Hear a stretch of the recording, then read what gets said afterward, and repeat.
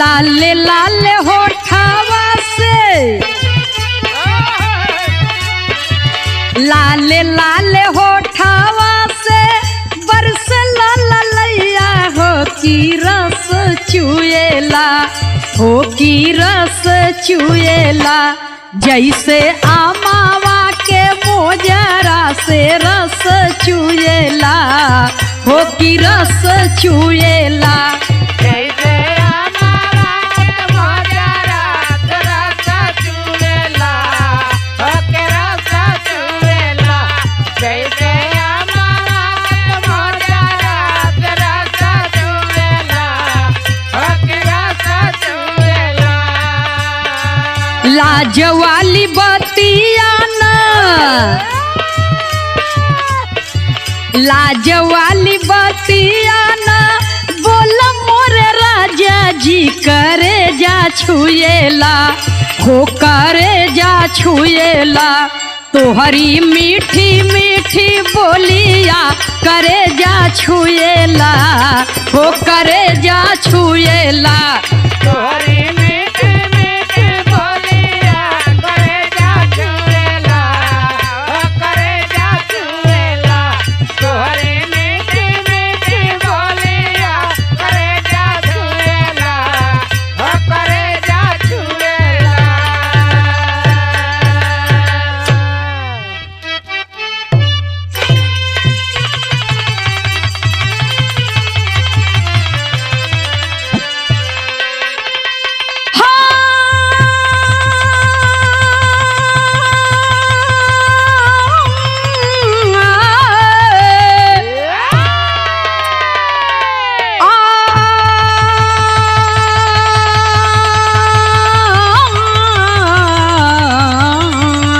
हो राम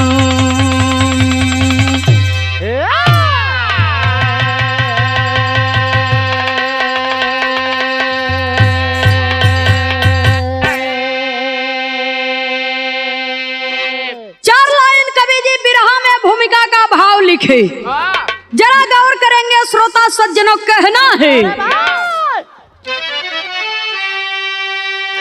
नम्र कंचन मई एक त्रिकूट पर सिंधु चारों तरफ से सुरक्षा करे विश्व विजयी रहा वीर लंकापति पूरे त्रैलोक का वह समीक्षा करे जिनकी आज्ञा में करबद्ध अनुचर खड़े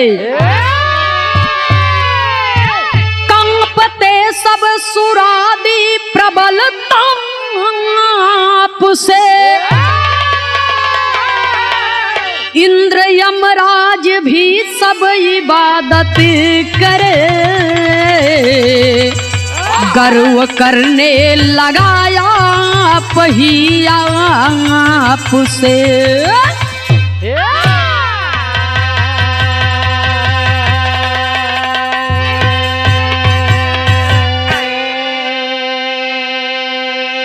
भैया हो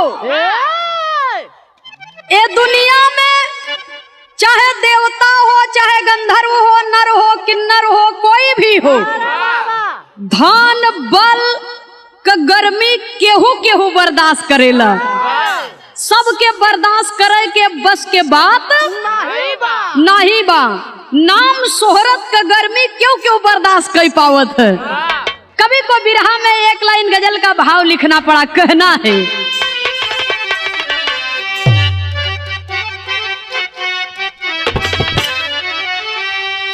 अरे उठो मुसलमान नमाज पढ़ लो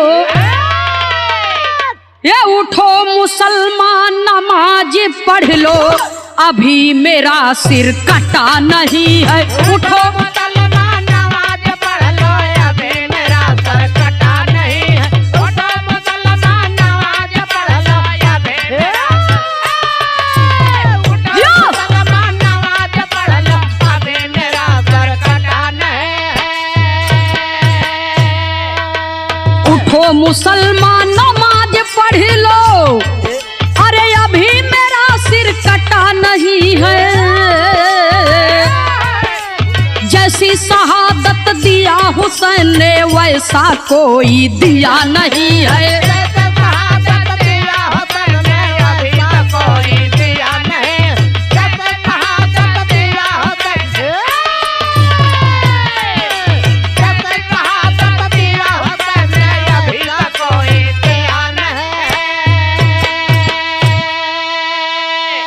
लेकिन बिरहा में कवि को संकेत करना पड़ा। अरे जैसा रावण किया है शासन, अरे जैसा रावण किया है शासन वैसा कोई किया नहीं है।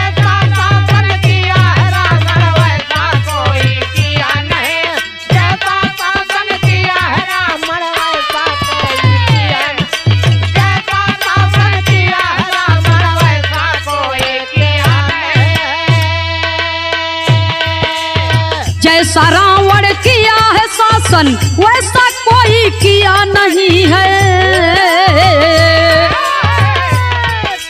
जैसा शिव का किया है पूजन वैसा कोई किया नहीं है।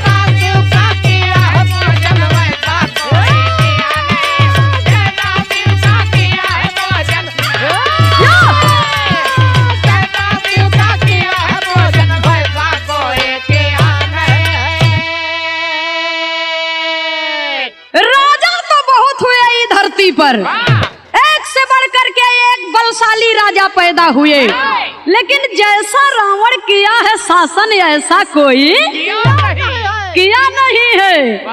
रावण ज्ञानवान ही नहीं, बुद्धिमान ही नहीं, बलवान ही नहीं, धनवान ही नहीं, बल्कि एक प्रकांड विद्वान था। अब रावण के जैसन ना कोई पैदा हुआ है ना कोई पैदा होगा, और जैसी भक्ति बाबा भोलेनाथ की रावण कर दिया वैसा कोई किया नहीं है। हमको भी दीजिए एक CCM। बाबा भोलेनाथ जब इतना बतिया रावण दशकंधर का सुन रहे हैं कि मेरा भगत मेरे ऊपर कितना गर्व करता है, तो हमारा फर्ज बना था कि हमहू अपने भगत के एकदम आबाद करे रही। तब बिरहा में कहानी का शुरुआती हमें से बात कहना है।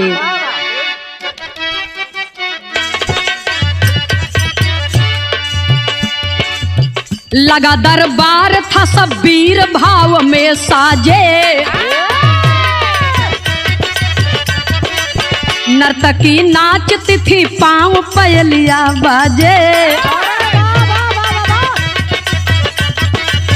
जाम से जाम टकराए भरा मैं खाना था, सुरायो सुंदरी में डूबा आसियाना था, बीड़ा बजाते हुए आ गए बीड़ाधारी, आसन दे मुनि से तब पूछ रहा उस बारी, कहो ब्रह्मा तनय हम किस जगह पर भूल किया,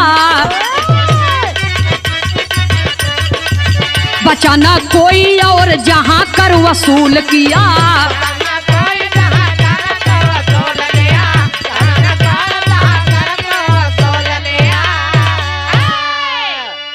रावण दशकंधर का दरबार सजा है, नर्तकी नाचत हईन, एकदम मस्त माहौल बा, मस्त माहौल बा। तबले देवर्षि नारद बाबा बीड़ा सितार लिए नारायण नारायण। जब ये इतना बतिया कहत कहत दरबार में पहुंच गए, रावण दशकंधर नारद जी को उच्च आसन देकर के बिठाया, इतना बढ़िया सत्कार किया कि कहे खुशी हो के नारद जी के मुंह में लटक गया, नारद जी का चेहरा मुरझा गया। और जब ये इतना बतिया सुनत है देखत है दशकंधर जी तो कहे क्या बात है देवर्षि, मेरे दरबार में आपका मुखमंडल मुरझाया हुआ है, क्या मुझसे कोई भूल हुई? जब ये इतना बतिया सुनत है नारद जी तो कहे आपसे कोई भूल नहीं हुई है, आप तो बड़े प्रतापी राजा हैं। कहे फिर का आप इतने बड़े प्रतापी राजा हैं, देवी देवता भी जेकर टहल बजावे लेकिन एक जगह है आप भूल कर रहे हैं। बिरहा में एक लाइन तर्ज का भाव है मास्टर साहब, कहना है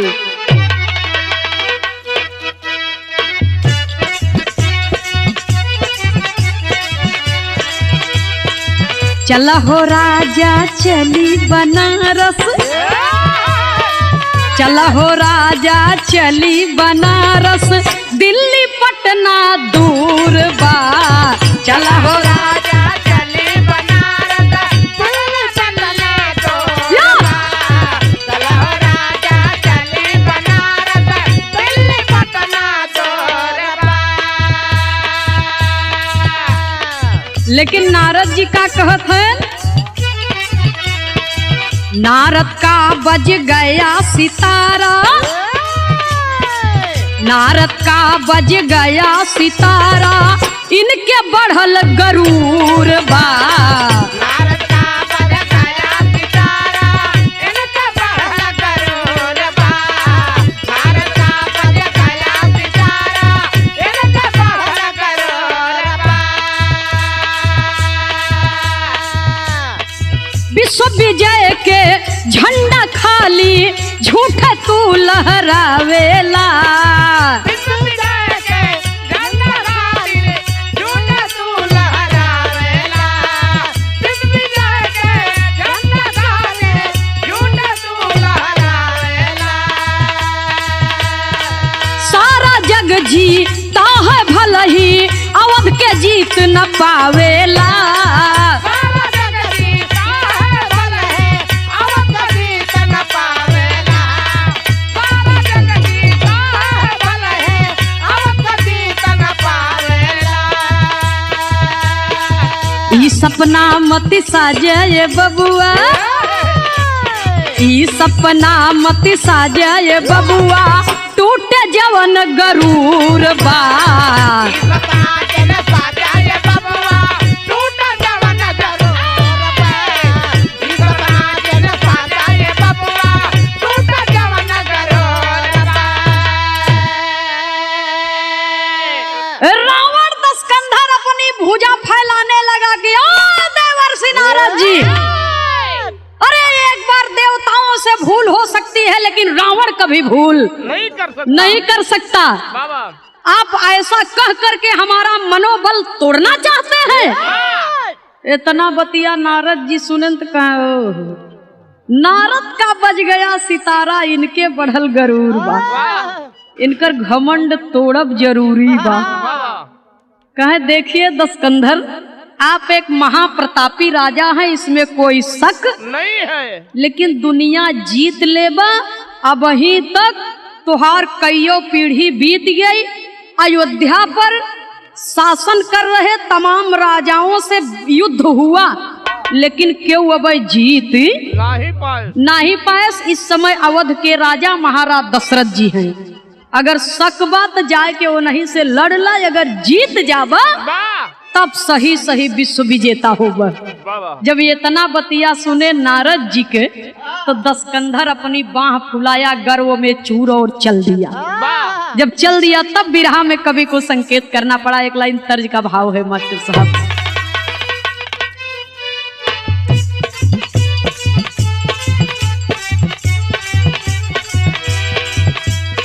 कोना दुल्ही का दुल्हा विधायक हो गए, तब दुल्हिया कहत बा, ललकी बत्ती क्वालिस गाड़ी मोर हो गइल।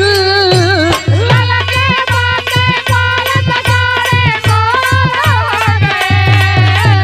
ललकी बत्ती क्वालिस गाड़ी मोर हो गइल। ललकी बत्ती क्वालिस गाड़ी मोर हो गइल। विधायक जब से भइल बा बलमुआ नगर में शोर हो गइल। विधायक जब से बलमुआ नगर में शोर हो गइल। विधायक जब से बलमुआ नगर में शोर हो गइल। लेकिन जो वीर होता है वो किसी का ताव, किसी का बात बर्दाश्त नहीं करता है। रावण दशकंधर नारद जी के बतिया सुन के करत का बा,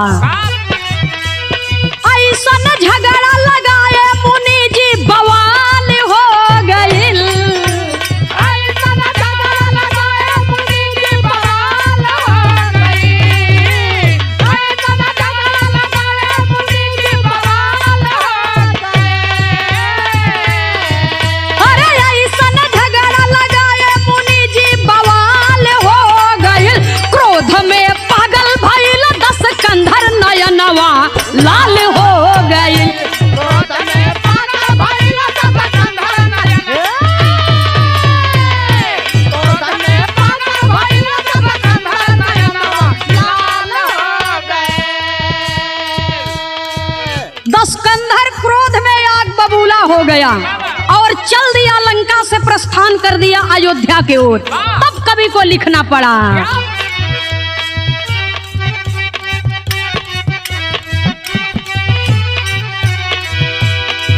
लंका से चली के मुनि अवध में आए, लंका से चली के मुनि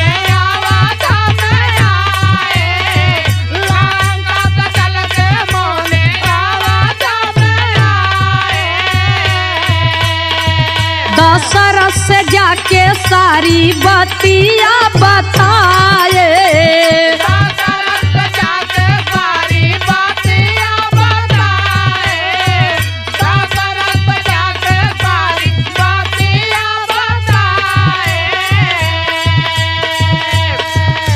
सुन के बतिया निपट के खुनवा लाल हो गइल,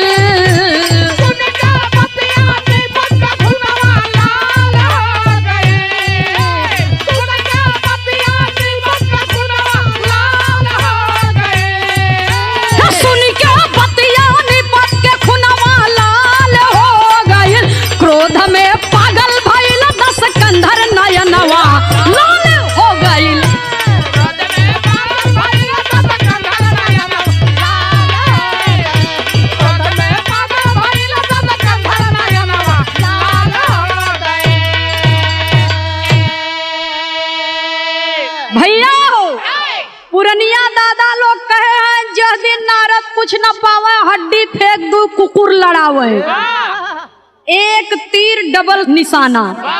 नारद जी जाए के रावण से पहले अयोध्या में पहुंच गए, महाराज दशरथ जी से सारी बात बता दिए कि लंकापति रावण आपसे युद्ध करने के लिए आ रहा है, तैयार हो जाइए।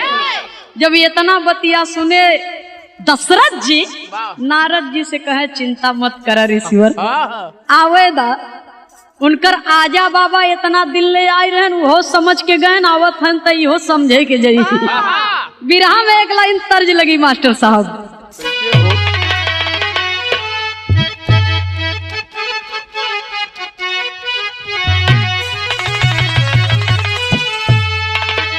एक दुल्हन के दुल्हा परदेश में बा, कई महीना बीत गए, परदेसी नहीं आवता। एक दिन परदेसी के फोन तो आई गए, तो खुशी के मारा फूली नहीं समाता, अंगनैया में नाच नाच की कहता का कहे, ए सैया कि सैया छुट्टी लेके आवतारन घरवा,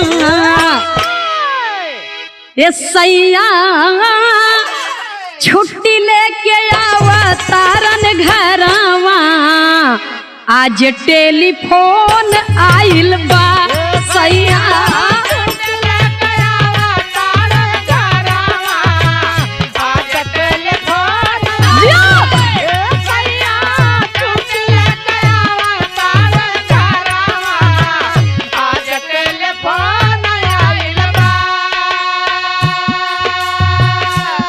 लेकिन बिरहा में कवि को लिखना पड़ा, तो चले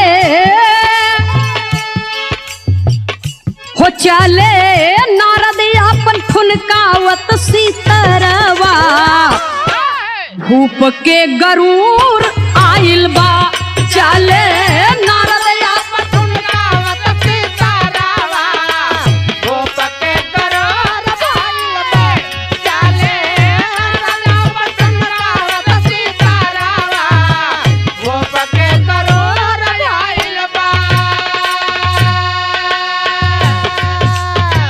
कहे भूप रखबा रघुकुल के मारे यादा हो,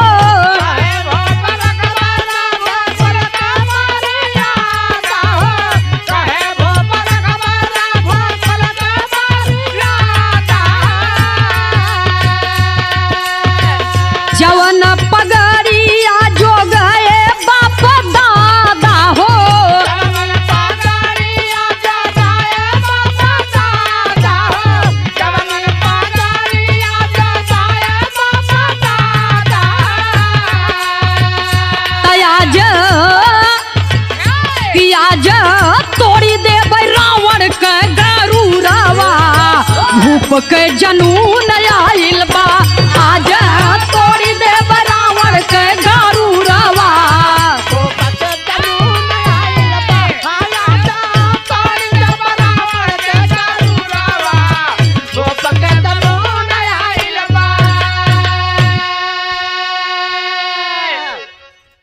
नारद जी तो चल दिए बात कह के ओहर से रावण दशकंधर चला एहर से महाराज दशरथ जी क्या करते हैं कवि को बिरहा शैली में टेरी के भाव में लिखना पड़ा।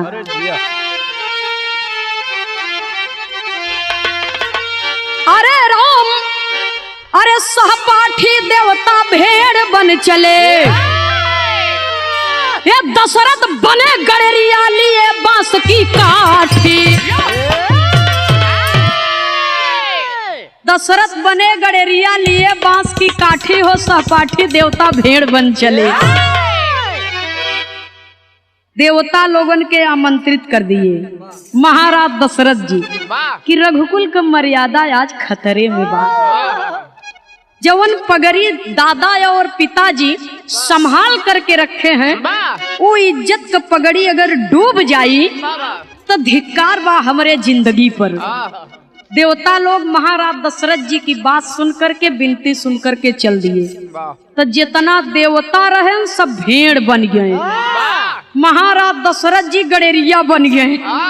अब बड़ा का लग्गा लिए भेष बदले पूरा भेड़ लिया के चल दिए। अब मरे भेड़ी भेड़ा के एकदम से बाजार लगी बा लिया के चल दिए तो रास्तवे में रावण दशकंधर से भेंट हो गई तो रावण दशकंधर सोचत बा कि ये नहीं से तनी रास्ता पूछ ले। बिरहा में एक लाइन तर्ज लगी मास्टर साहब कहना है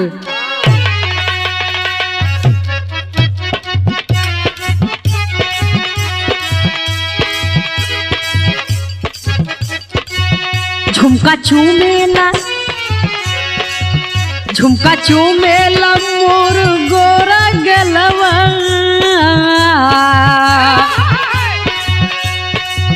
झुमका चूमेला मोर गोरा गलवा नथुनिया कमाल करल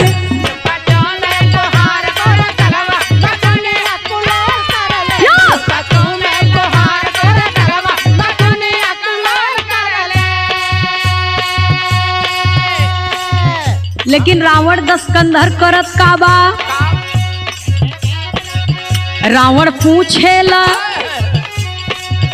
रावण पूछे जाइब अवध के नगरिया रावण पूछे जाइब अवध के नगरिया डहरिया बता द भैया रावण पूछे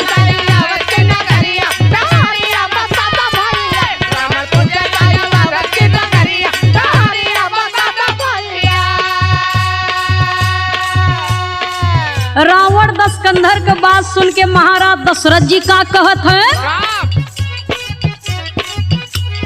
भेड़ चरवैया हम जानी नहीं कुछ हो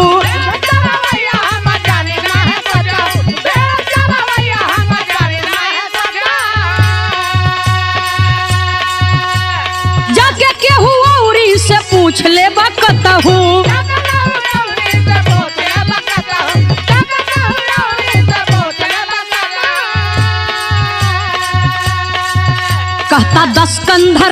कहता दशकंधर तोरा भाई मौरिया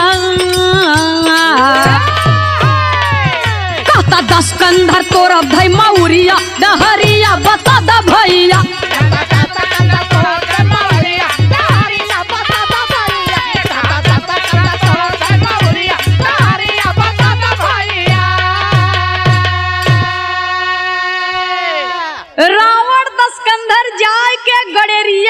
दशरथ से कहता कि ये पाल जी तनी हम अवधपुर जाए चाहत है हमें रास्ता बता देता जब ये इतना बतिया हाँ ऐसे भेड़ी बोलनी और गड़ेरिया लोग ऐसे बोलत ही भेड़िया के हाकत ही जब ये इतना बतिया महाराज दशरथ सुने कहा ए भैया भेड़ चरवैया हम जानी नहीं कुछ हो हम अयोध्या के विषय में ज्यादा कुछ नहीं जानी हम तब भेड़ी चरवैया है जाके केहू और से पूछ ल। जब ये तना बतिया सुनत तो रावण दशकंधर तब तक क्रोध में आएगी और गुस्सा में आए के कहता पाल जी से, सुन के बातें गडेरिया का रावण का खून उबाल किया। सुन करके बात गडेरिया का रावण का खून उबाल किया। उठ गई भुजाएं पीसो है तब अपनी आंखें लाल किया। जिस पथ से आगमन हो मेरा आए नादान, जिस पथ से आगमन हो मेरा झुक झुक सब शीश झुकाते हैं और संकेत समझ करके मेरा बिन पूछे राह बताते हैं। गडेरिया का जात ससुर रावण दशकंधर से जवाब सवाल करा था। अरे मैं रावण हूँ, रावण जौने ओरी से चला जाए तो सब झुक के मुझे प्रणाम करते हैं, बिना पूछे रास्ता बताई देती। जब ये तना बतिया सुने पाल रूपी गडेरिया रूपी दशरथ जी, तब रावण से कहा था, हे भाई सुन, होबा कतौ को होबा, लेकिन अब हमार बात सुन। बिरहा में एक लाइन तर्ज का भाव है मास्टर साहब, कहना है,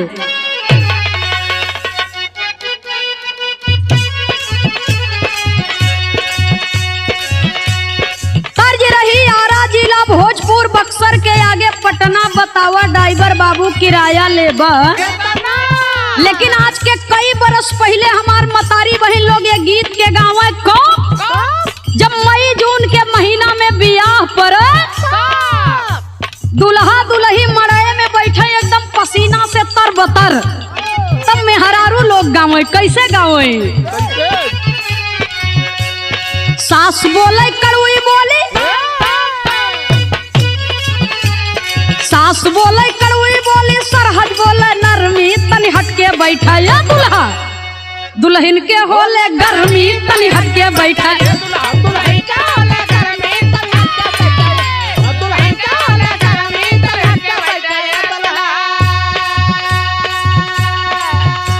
सुना है रावण, हम तब प्रजा है अवध के, हम तब प्रजा है अवध के, का करबे तै राजा, चल हमसे हाथ मिला ले, तोर बजी मौत के बाजा, चल हमसे हाथ मिला ले।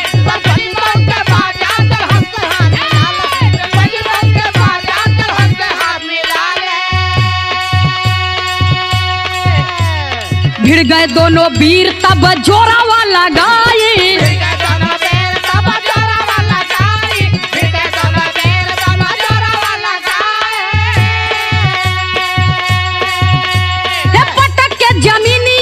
दिहले गिराई, पटक के जमीनिया पे दिहले गिराई, पटक के जमीनिया पे दिहले गिराई।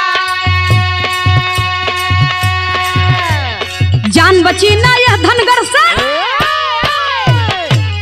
जान बची ना यह धनगर से, मन ही मन अंदाजा, चल हमसे हाथ मिला ले, तोर बजी मौत के बाजा, चल हमसे हाथ मिला ले, तोर बजी मौत के बाजा, चल हमसे हाथ मिला ले, तोर बजी मौत के बाजा, चल हमसे हाथ मिला ले। राजा दशरथ लग्गा उग्गा फेंक दिए, फेंक दिए, कहाँ आओ दुद्दू हाथ हो जाए। पहले प्रजा से भीड़ ले जीत ले, तब ससुर हमारे राजा के लगे जाए। रावण दशकंधर का बात सुन के महाराज दशरथ जी का खून उबाल कर दिया, एकदम क्रोध सातवें आसमान पे बात तेरी रावण की। अरे अपने राजा का मर्यादा बचावे में कामयाबी हमें न मिली तो हम प्रजा होए पर धिक्कार बा। वही क्रोध में आ गए महाराज दशरथ, और करते क्या है। बिरहा में एक लाइन तर्ज लगी, इसे देवरिया फाग भी कहते हैं। कौनो दुल्हन का दुल्हा तनी कमजोर बा, हाँ तनी कमजोर बा, नहीं हम गनवा में बतावत है, सूरदास जी समझ जाइबा। अंकित भैया, कौनो दुल्हन का दुल्हा तनी कमजोर बा, तो ससुरे गई, और ससुरे से जब नैहरे आवता तो भौजी कहते हैं, का हो नंदो, तो हर घर द्वार सब ठीक ठाक बा ना? भौजी कुल ठीक बा, तो फिर कमी कौन चीज के बा? तब ननदिया भौजिया से कहे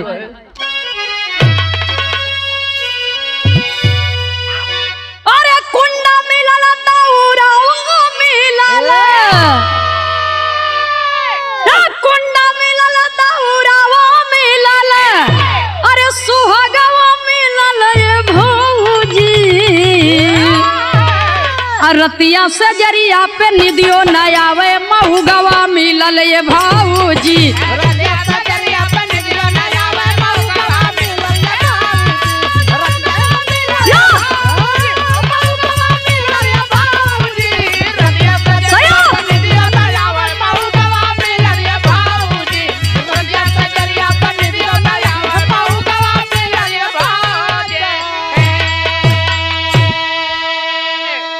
सूरदास जी अपने इलाहाबाद प्रयागराज में फूलपुर के बगल में एक ठे सिकंदरा मजार बा वहाँ मर्द से ज्यादा कुल मेहरारू जाती तो कोनो मर्दे का मेहरारू गाजी मियाँ का पक्की पुजेड़ रही तो वो मर्द का कवन दशा बा एक हमरे इलाहाबाद में गवैया लोग गाते हैं अरे जब से दुल्हिया घरवा में आई जब से दुल्हिया घरवा में आई अरे बबुआ के लगी गई नौकरिया आ दुल्ही सी के नरा में सिन्नी चढ़ावे दुल्हा खोदे नहारिया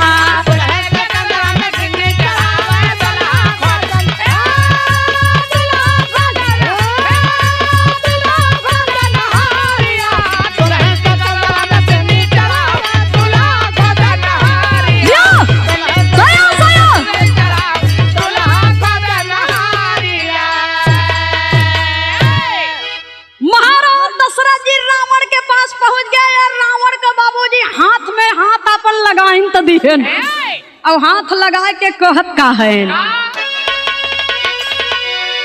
अरे केहू ना साथे बाटी अकेला वही अरे केहू ना साथे बाटी अकेला वही अरे पटक के भुइया में थूर देबाई आ ज्यादा अगर तू बतियाइबा इह लगा के हुरवा हुर देबे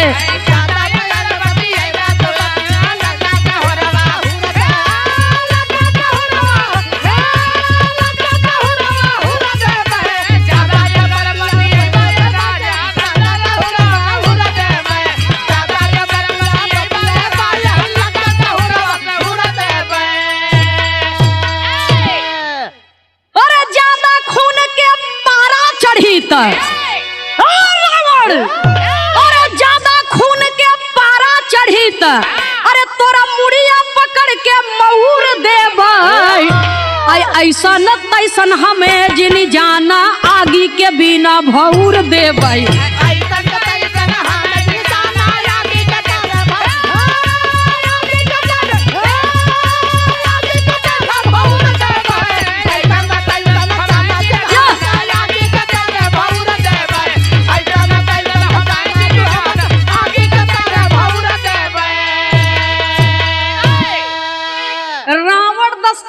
से हाथ में हाथ मिला लिए लड़ाई चालू ओही जगह पर आओ पहले हमसे निपट ले तब हमारे राजा के लगे जाए और जब युद्ध चालू हो गए तो ऐसन घनघोर लड़ाई हुई कि रावण दशकंधर के अपन प्राण बचाए के अब भागे लगा तब कवि को बिरहा में पहपट के लाइन में लिखना पड़ा रावण तो सोरहो भुलान अरे हाथ जोड़ी तब रावण बहन सुनाई जनवा जनी मारा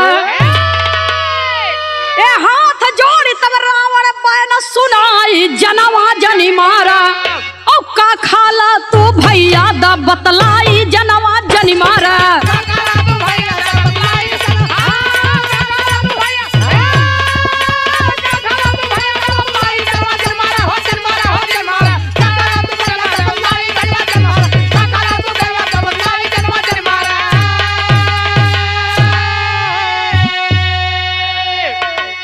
अरे हम तो रोज खाई ला यही भेड़ियन के मसीहा हो अरे मनसा हो वही अजमाला कहले अवध के बसिया हो अरे यही से ताकत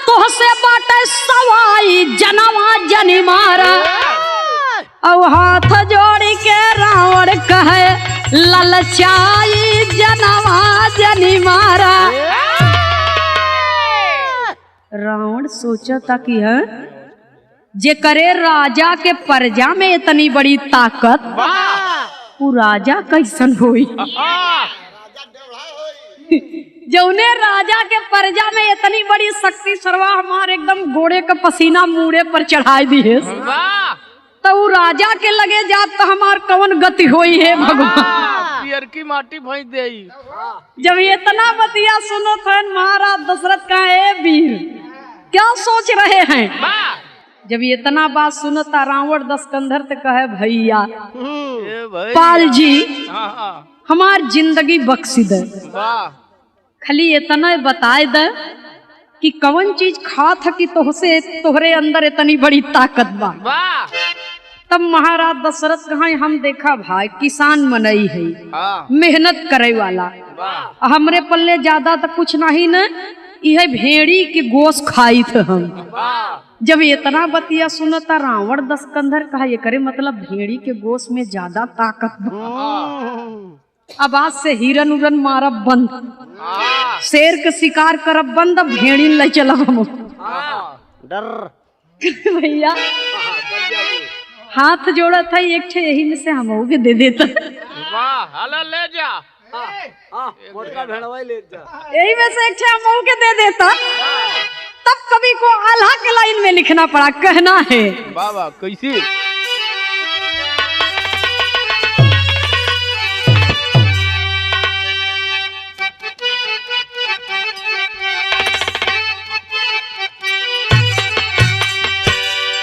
अरे झुकी गाइल सिरवा है रावण बीरवा के भैया।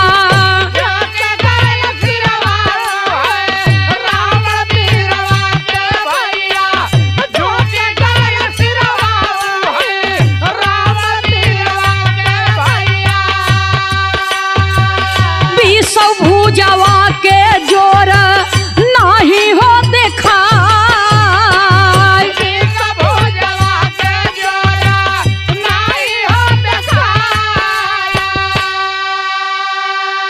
अरे जहावा के परजा में बा ये तनी तकतिया भैया। जहावा के परजा में बा ये तनी तकतिया भैया।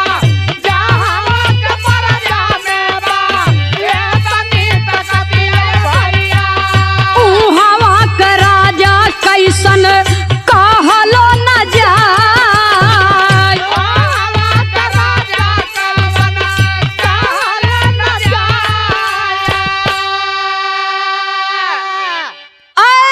भैया पाल जी ये भेड़िया एक ठे हमहू के दे दा।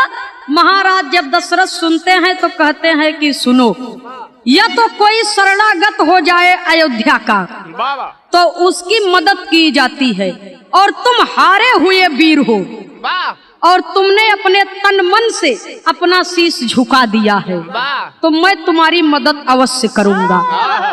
तो करते क्या है? अरे एक भेड़ी माहू के दाई दा मंगनवाए भैया। एक भेड़ी माहू के दाई दा मंगनवाए भैया। एक भेड़ी माहू के दाई दा मंगनवाए भैया। कहीं राजा दशरथ जाके ले बतू बेरा।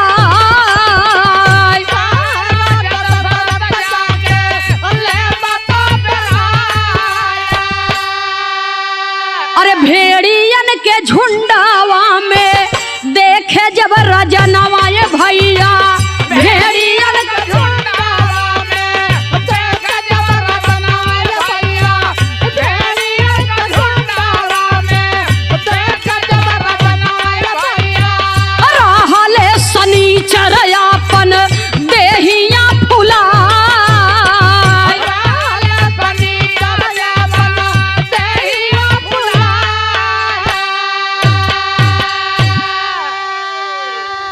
महाराज दशरथ जी कहा हम देई का, जा अपने मन पसंद भेड़ बेराइल जवन तो है चाहे जब तो खाए के मन हो जाके बेरा जाके लैला वाह। एक ठिना ही दो चार ठि लैला जवन तोहार मन करे तवन तू ले ला लैला। बाबा जब इतना बतिया रावण सुना वाह तो जाय के भेड़ियन के झुंड में भेड़ बेरावता तो शनि देव उही में रहे वाह देवता में शनि देव उही में रहन भेड़ बना रहन और लागे न अपन शरीर फुलावे और जब फुलावे लागे तो रावण दशकंधर सोचा था यही सबसे बरियार बा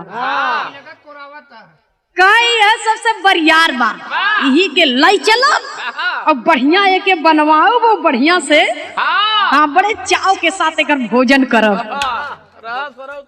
शनि देव अपन देह फुलावत है अपन देह फुलावत है ना उनके देख के रावण दशकंधर शनि देव को कान पकड़ लिए से कहा है दे दे नहीं कि लई कि हम जाब महाराज दशरथ तो सारी बात समझ गए कहें जा हाँ बढ़िया बेरा है भाई अब तो हर दिन नियर आता धीरे धीरे बाबा और रावण दशकंधर बाबूजी भेड़ रूपी शनि देव को लेकर के चला। जब मन में पाप रहता है तो कौनो चीज फलित नहीं होता चाहे राजा हो चाहे प्रजा हो। सुनने वाले श्रोता सज्जनों रावण दशकंधर लेकर के गया लंका में और भेड़ रूपी शनि देव का गर्दन कटवा दिया और जब मांस को पकवाने लगा तो हुआ क्या कवि को बिरहा में खड़ी के लाइन में लिखना पड़ा।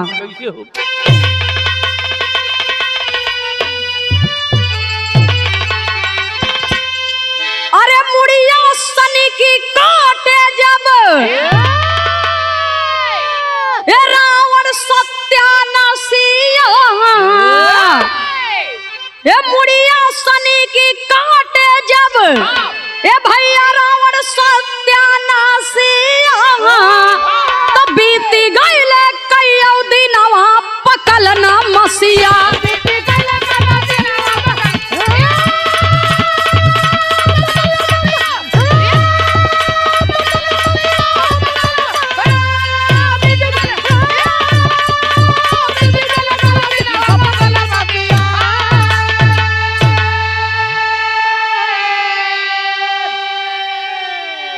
अरे पकल नाही मांस तब नरदवा में गड़ावाई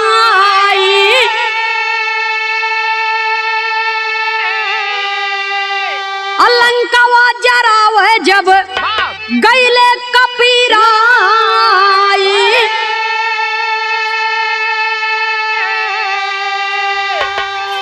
विभीषण बताए तब भइल बा होशियार शनि देव के गर्दन तक कट गया या मांस चुराई जाए लगी कईयों दिन बीत गया उनकर मांस चुराई के नाम ही नहीं लेता जब मांस चुराई के नाम नहीं लेता बकुला का हड्डी ना जब तक चुरियते केथा का हड्डी बकुला का ए स्पेशलिस्ट हैं। जब शनि देव भेड़ रूपी शनि देव का मांस चुरत नहीं बा तब रावण दशकंधर क्रोधित हो गया और लई जाए के बटुआ सहित जो नरदा रहा वही नाली में उनके बहाय दिए और बहाय के पाथर धर के दबवाई दिए पाथर रख करके दबवा दिया बाबूजी। और जब प्रभु राम का वनवास हुआ लंका पर चढ़ाई किए जब हनुमान जी गए लंका दहन करने के लिए तो सब रामा दल परेशान बाटे कि रावण दशकंधर कैसे मरी एकर नगरी कैसे ध्वस्त होई। तब कवि को लिखना पड़ा अरे ताके शनि देव जब खोली के नजरिया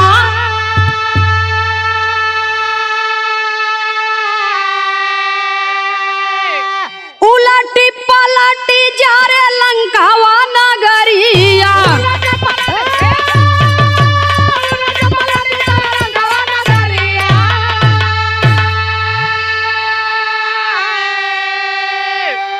ये लड़के कैले नाश कुल अवध के वसिया लड़के कैले नाश कुल अवध के वसिया अब बीती गयल कईयो दिन वहां पकल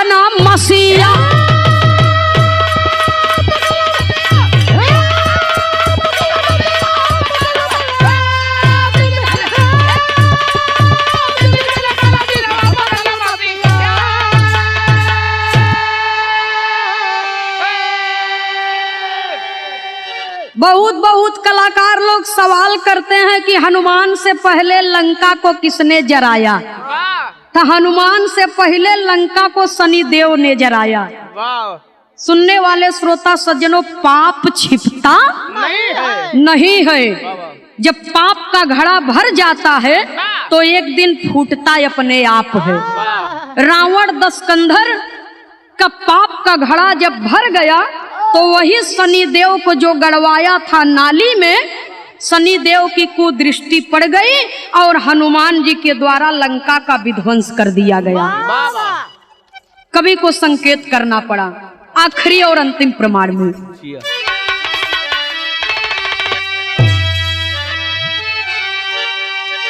राम हित गुरु सीताराम कवि लहुरी स्वर्ग सिधारे। कटा शनि ग्रह कवि किशोर जी सुंदर गीत सवारे।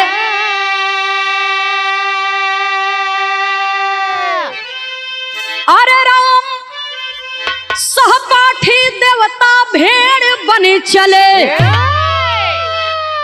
ए बाबू सहपाठी देवता भेड़ बने चले। तनंदनी खेमराज है पावन जहाँ की माटी, सहपाठी देवता भेड़ बने चले।